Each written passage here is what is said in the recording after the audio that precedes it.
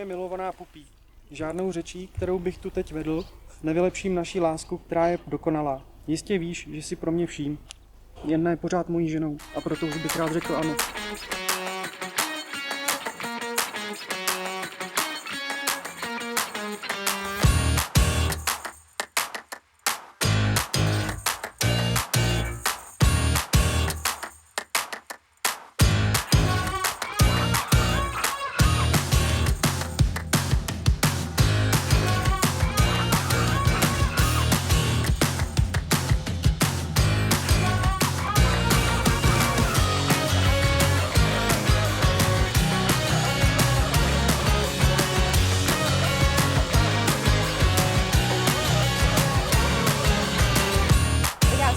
Odezdávám se tobě, Jiří.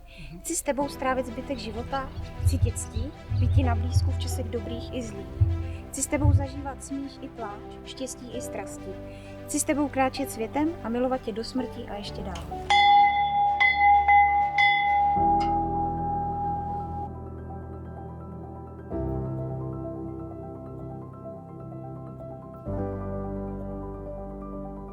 Obsáhl všechno poznání, ale lásku bych neměl, nejsem nic.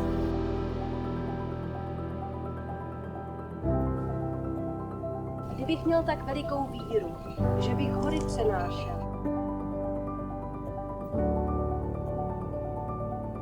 Jiří, chceš milovat a ctít Soňu jako svou manželku a vést s ní život naplněný láskou a úctou po všechny dny, dokud budete živí.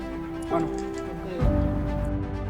Soňo, chceš milovat a ctít Jiřího jako svého manžela a vést s ním život naplněný láskou a úctou po všechny dny, dokud budete živí. Milá Soňo, milý Jiří, co v tuto chvíli vaše láska a boží láska pojí, kéž žádný člověk nikdy nedostane.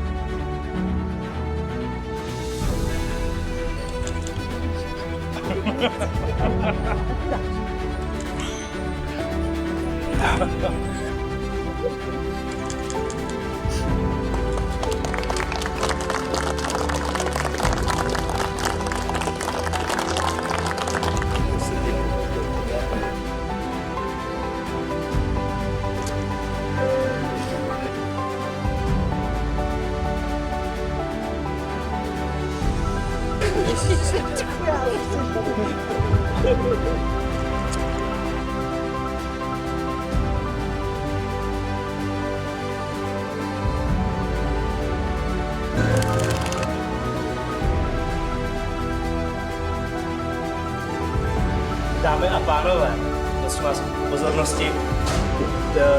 Jakoby ty, co mě neznají, já jsem Honza a jsem svědek svého nejlepšího kamaráda Jiříka. Jirku znám už asi 13 let,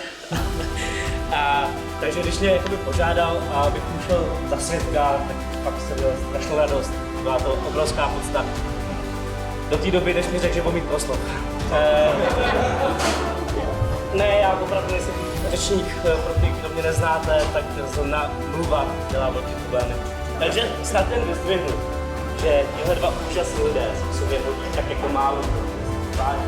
Děkuji.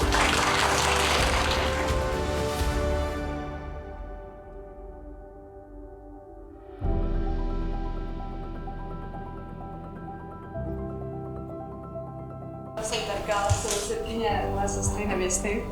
Ze všeho nejdřív vám chci poděkovat, že jsme se tu tady takhle sešli, můžu říct už jako rodina. A chci poděkovat Jiříkovi, že došel k tomu oltáři, že si tu naší Soňu vzal prostě. A chci vám popřát, myslím si, že mluvím za všechny, hodně štěstí a ať jste šťastný do nekonečna a ještě dál.